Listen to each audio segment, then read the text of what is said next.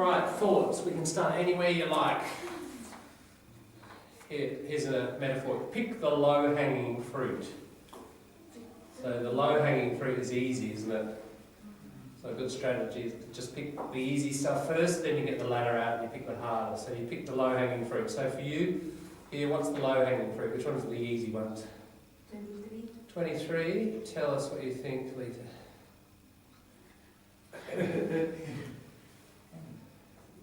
You think that It's our overgeneralization? Uh-huh. Yes, in what respect?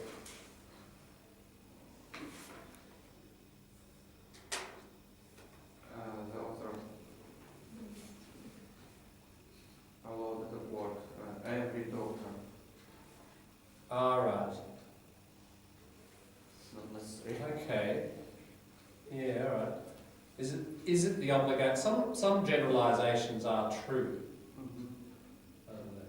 The sun always rises in the east.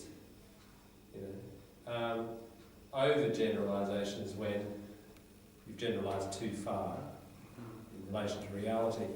Well, what do you think, Pavel? You're the expert here. Is it the obligation of every doctor to ease the passing of their patients? No. No. Yeah. Okay, that's interesting. Hey, why not? Well, tell us why. I haven't picked this one up. It could be the problem you say. If someone's dying, is it the obligation of a doctor to make that person as comfortable as possible? If doctor work in the prison, for example, and the patient was judged with capital punishment, Yeah. one case, sometimes doctor can't pass the patient. Yeah. It's not in his or her forces. Right. It's not. Yeah. It's not within her or his or her power. Power, yeah, power. Yeah. True. Okay. So there are some exceptions. But obligation. Yeah. Okay, no, I can accept that yeah, there's possible overgeneralisation there. My main problem was the last word, executioners. You know, incredibly negative, strong word. So overly loaded language. It's also... I wouldn't use this word as obligation. It's too strong Right. for the say. Yeah. Yeah, and it contributes to the overgeneralisation that you're saying. Sure. Yeah, just look, doctors never intended to be executioners. The other problem here is, as I described when we looked at this topic before, it's a category error too. Euthanasia, it's clearly about euthanasia. And no one in the euthanasia debate is talking about execution of someone.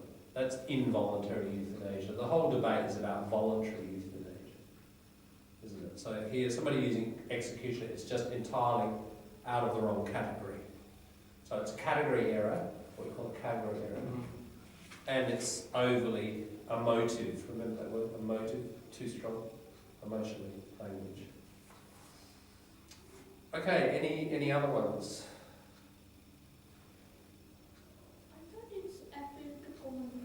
Which one? The 23rd. If it said all doctors do this, it's not saying that all doctors do. This person is saying all doctors should. That's different, yeah. So if it said all doctors do and therefore we should do it, Yeah. that would be a pure common practice. But here, it's the obligation that's really, they may not do it, but this person is saying they should, right? So, appeal to common practice is first one, right? Dilani, you thought it was. Tell us why. Because it says, indeed, most societies there are strict bans against taking human life experiments. In the first sentence, it's explained, and then it's all about the common practice, because it's just, how can I The key phrase is in most societies, isn't it? You cannot use the fact that something happens in most societies as justification for something being morally good. In most societies there is social inequality. The argument would go, therefore it's good. I mean, I don't think we'd agree with this. In most societies there is inequality of women, suppression of women. Therefore, suppression of women is good. You know, it doesn't follow, does it? So, that's the problem. Even if the actual thing the person's saying, strict bans against taking human life, and we probably will agree, for other reasons, and that's the point, for other reasons, and that's a good thing, you can't use this form of proof to justify your claim. Yeah, so appeal to common practice in the first one. 21. Yeah, anecdotal. Yeah. Powerful story, stirs up your emotions, doesn't it? If it's really true, but it's just anecdotal. As we say in English, one swallow, the bird swallow, does not make a summer. So swallows are usually birds, at least in Europe, that are out in summertime. So you see one swallow, you can't say, therefore it's summer. One swallow does not make a summer. But actually, in China we have an idiom for the country. Right, what's that one? When you see the first swallow, the spring is coming. Right.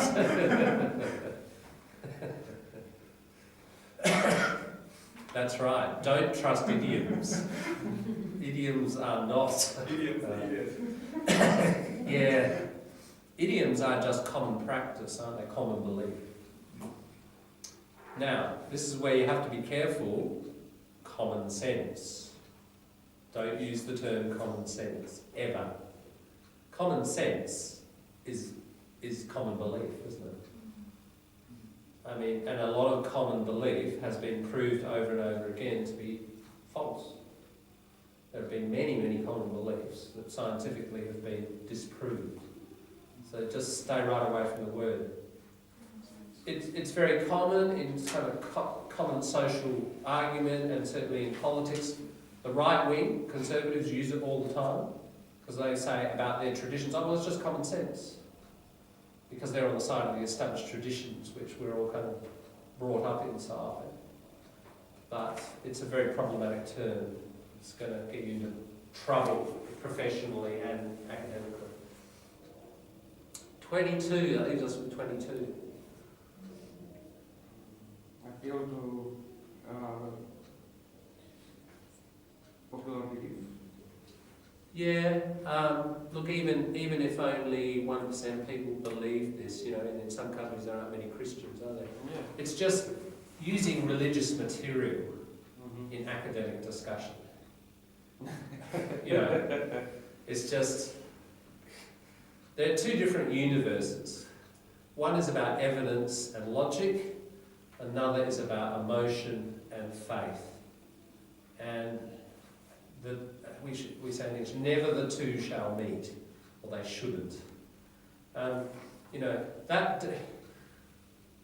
here's another example. You would be laughed out of town if you got up at a linguistics conference and said, the reason for all the different languages on the earth is because, you know, humans were building this tower and God said, naughty, naughty, crash, broke it, and then said to everybody, right, you're all going to talk different languages. Now look, that's what it says in the Bible, you know, and if you have the attitude, what the Bible says must be true, genetic fallacy, okay, go and believe that. But that's totally different practice, set of rules, if you like, from actually the laws of evidence. And you know, there's quite a lot of detailed study now about human migration out of Africa and how languages evolved and which ones are related to which, and it's got absolutely nothing to do with that. And it's just one example of how science has disproved again and again and again biblical accounts of so many things. And you know, the idea that multiculturalism sort of begins at, what do we call this story in the Bible, in English? It's about, do you know the story? The Tower of Babel. Babel. Babel. Babylon.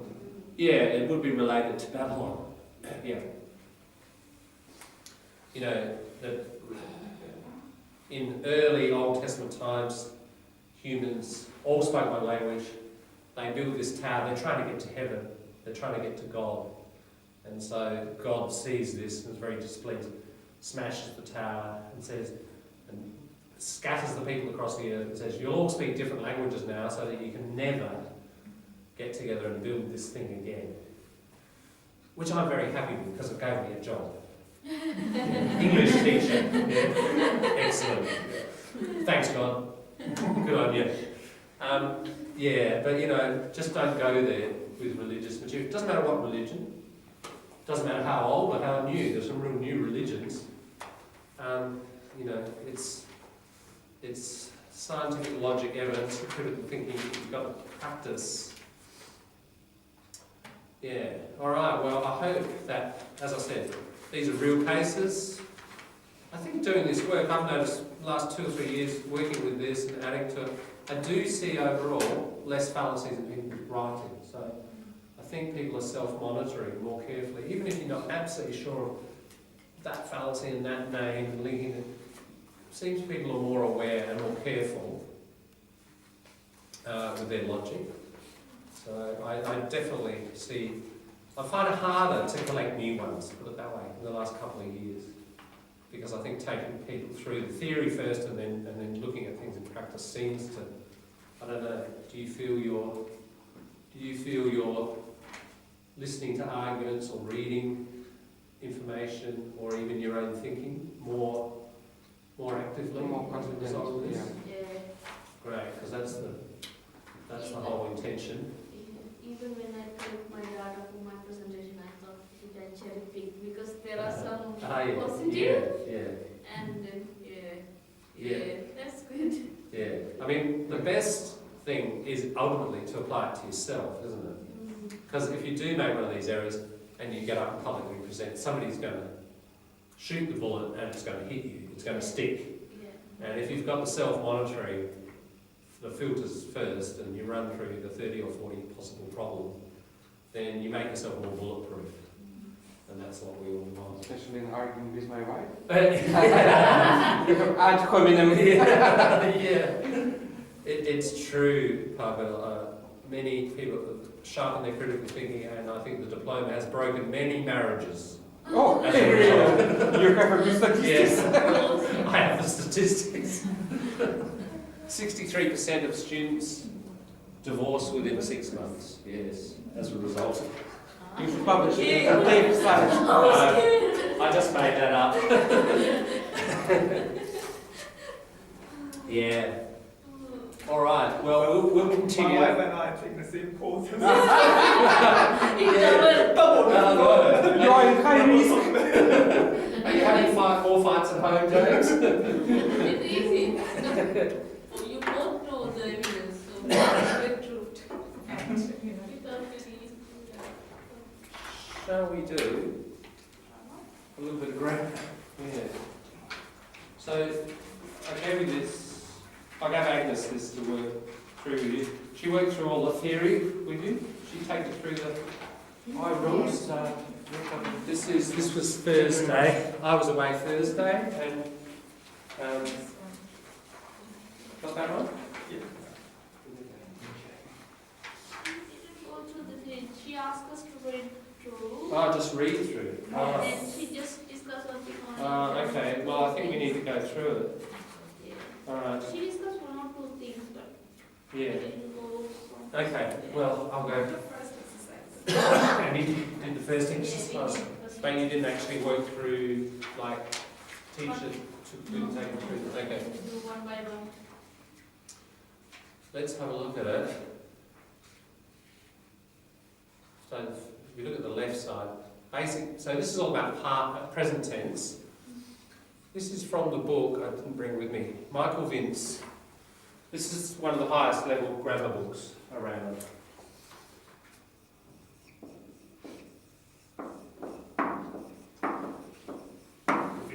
That's a bit faint. It's a good book to buy because we can't possibly, unfortunately, get through it all in the course. Advanced language practice. It's a book I've used for years. We keep coming back to because I think his method is good. He takes you through rules, but then he throws in little exceptions. It's really designed for 3+ and above. So, yeah, so it's, in diploma territory, but well and truly on and above it as well. So, present tense, present time, you've all learned, but he's adding these extra considerations for the higher levels here. So it's a mixture of basic but also advanced. So, basic contrast between simple present or present simple and present continuous. Okay, present simple refers to facts that are always true. Water boils at 100 degrees Celsius. So scientific statements, simple present. Or habits. British people drink a lot of tea. TAFE students tend to pay, TAFE students pay too much for their courses. Simple present. Now, states, and this is an important one. The stative verb. I'll get you a list. It's also on the Moodle. If you look under grammar, stative verbs. Stative verbs in English are verbs of emotion or relational verbs that describe relationship or are used for states. We'll come across a few more later. I don't like gangster films. You don't say, I'm not liking. The point about stative verbs are they are rarely in the continuous form. That's the key thing to understand. The verb late, to be late, is a states verb. Well, you say I am late, so that am is a stative verb. Mm-hmm. You wouldn't say I'm being late, you just say I am late. Mm-hmm. It's your present simple, so it fits in here. Yeah, so is the verb to be is your most basic stative verb. Present continuous, progressive, or progressive, you can describe it both ways, got two names, generally refers to actions which are in progress at the moment. These can be temporary. I'm staying in a hotel until I can find a flat. So we use it for temporary states. Or they can be actually in progress. The dog is sleeping on our bed. Or they can be generally in progress but not actually happening now. I'm learning to drive. So it's in progress, but we're all sitting in this classroom, you're not doing it right now. So those are your continuous forms. State verbs. Here we are looking at state verbs. They describe a continuing state, so they don't usually have a continuous form. This is very important. At level 4+ still, it's one of the common errors that people are, with certain verbs, still occasionally writing them in the continuous form. And you can't do it if it's a state verb, a stative verb. He calls them state verbs, I tend to call them stative again, they've just got these two terms. So, typical examples: believe, belong, consist, contain, doubt. Now notice, a number of these are mental, aren't they? They're psychological verbs, if you like, about feelings or emotions. Others are about characteristics of something. Something belongs, that bag belongs to Michelle or Stephanie. It's not this bag is belonging to. We don't say it in continuous form. Contain, doubt, fit, have, know, like, love, matter, need, own, prefer, seem, suppose, suspect, understand, want, wish. Some very common verbs in there, very common. And we don't usually put them in continuous form because they're stative. Now, some verbs get tricky because some verbs have a stative meaning and a different active meaning. They can be used differently in different contexts. Some examples: be, depend, feel, have, measure, see, taste, think, weigh. It depends on the context. But let's look at these two lists. State use and an event. Jack is noisy. That's the person's characteristic, isn't it? And it's sort of permanent. Jill's being noisy, temporary, happening now. Deirdre has a Porsche, long-term ownership. We're having an interesting conversation, temporary, therefore continuous. I think I like you. David's thinking about getting a new job. The emphasis is more on that one, on the process, isn't it? Whereas I think I like you more of a long-term judgment. A stable state. This fish tastes awful. I'm just tasting the soup. So you're in the process of trying it. So you continue to fall. But really, this fish tastes awful. It's about its characteristic or its state. So it's stating. I feel you're wrong. It's about the wrongness, ultimately, isn't it? It's about the characteristic of that person's ideas. I'm feeling terrible, temporary.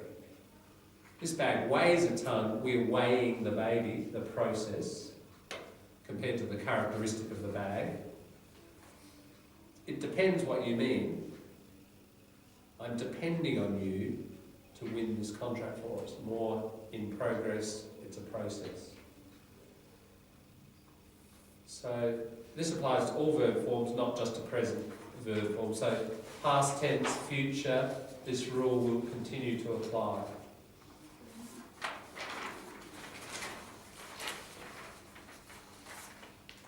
Alright. Pushing on. Other uses of present continuous. Temporary situations we've covered. Are you enjoying your stay here? Because you're only here briefly. Repeated actions. My car's broken down, so I'm walking to work these days. Over and over. I'm catching the bus to TAFE, whatever. Complaints about annoying habits, yeah. You are always, we often say always or often, making snide remarks about my cooking. A snide remark is like negative humour. Some like little negative joke, which is kind of nasty. That's snide. So when you're complaining about somebody, you're always playing that music. Can you turn it down and try to study? Other possible adverbs are constantly, continuously, continually, or forever. Yeah. Are you continually, you're continually wearing that terrible shirt? Don't do it. With verbs describing change and development, the weather is getting worse, so it's in the process, isn't it, of getting worse. More and more people are giving up smoking. It's a process of change. So change and development, you go for the continuous. Other uses, declarations. This is other uses of the simple form. Verbs describing opinions and feelings. These tend to be state verbs. I hope you'll come to my party. Not I'm hoping. I bet you don't know the answer. Not I'm betting. I hereby declare this hospital open. Not I hereby am declaring. So opinions, feelings, there's a tendency, very strong, to be state verbs and therefore not in continuous form. As I said, he's provided some list here. There's a more detailed list on the Moodle and I'll print you off the hard copy ones so you can hang on to it and just over time learn them. Headlines, yeah, these are written in a telegram style. Telegram, sort of missing the main grammar words. Most newspaper headlines drop out articles, sometimes prepositions, auxiliaries. References to the past are usually simplified to present simple. Ship sinks in midnight collision, not ship sank. Now it's an interesting case of economics shaping language, because what does the headline want to do? It wants to sell the paper. Ultimately it's the dollar at the basis of this. Capitalism, ladies and gentlemen. Which sounds more immediate? Which grabs you? Ship sank or ship sinks? Sinks. It grabs you right here, doesn't it? You know, the present tense is more immediate and more emotional. And that's why in English at least, I don't know, does it happen in your native language too? When people tell jokes, often it's in the present tense.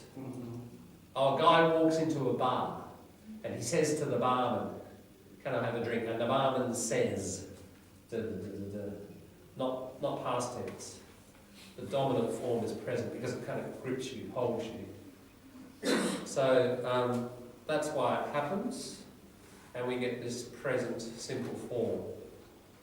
Instructions can be written, recipes, which are basically instructions for food, can be written in present simple instead of in the imperative forms. Imperative, boil the water, pour it into the bowl, add flour, that's all the imperative verbs. But you can write it with a you form and a simple present. First you roll out the pastry, more descriptive than ordering you. Itineraries, descriptions of travel arrangements. On day 3 we visit Stratford upon Avon, show schedules, itineraries, programs in the future, often simple present. Summaries of events, plots of stories. A plot is like the basic story form, plot. Films, etc. Summaries of historical events use present and present perfect verb forms.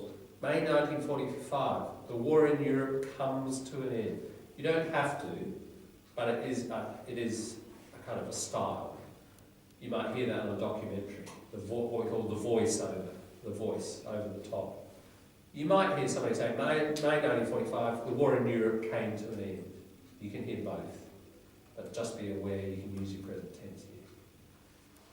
At the end of the play, both families realise that their hatred caused the deaths of the lovers. Yeah, often book reviews, film reviews are in the present tense, not the past. Our critical review, when we analyse an article, will be written in the present tense. Most reviews and critiques. So it's a type of genre. Exactly, it's a genre, that's right. And within that genre, that's the dominant verb form. Not always, but it's the dominant form. What play is that, by the way? Which one will it be? At the end of the play, both families realise that their hatred caused the deaths of the lovers. Romeo and Juliet, that's it. There's a very good version of Romeo and Juliet that sometimes we could have a look at. It's very entertaining. We might play it at the end of the diploma. Bit of Shakespeare, always good. And a lot of people are a bit scared of Shakespeare, too hard, but actually, good productions can tell a really good story, even if you don't understand. Zeffirelli film is better to see. The Zeffirelli? Zeffirelli's not bad. The one I'm thinking of is Baz Luhrmann, the Australian, one kind of set in Los Angeles. Oh, yeah. Yeah. Okay, here's another one. The historic present. Yeah, this is exactly what I was talking about with jokes and funny stories. In informal speech, it's possible to use what we call the historic present. So you're describing past events, but it makes the narration feel more immediate and dramatic. Same reason that headlines use the present. So then the second man asks the first one why he has a banana in his ear, and the first one says, don't know the joke. Anyone finish that joke? One more thing about the present continue. I heard that some people say, I'm leaving. Means that I'm about to leave. I'm not leaving now. Probably in 5 or 4 minutes. Yeah, I'm leaving in 5 minutes. About to leave. Hey? You can say both. Yeah. So that is correct. Yes. I'm leaving. Yep. You can say as you get up. You can say I'm leaving in 5 minutes. So you're signalling to someone. You can say I will leave in 5 minutes. So you can use your simple. Within 5 minutes. In. You can say within. It sounds more formal, but usually in. Yeah. So you use all of those forms. Yeah, so I don't know if that gave you any more understanding rather than just reading it. I think it's better to talk through this stuff. But you did exercise 1, and have you checked exercise 1? Checked it? Okay. Okay. Let's try number 2. You had number 2 and 3, I think, didn't you?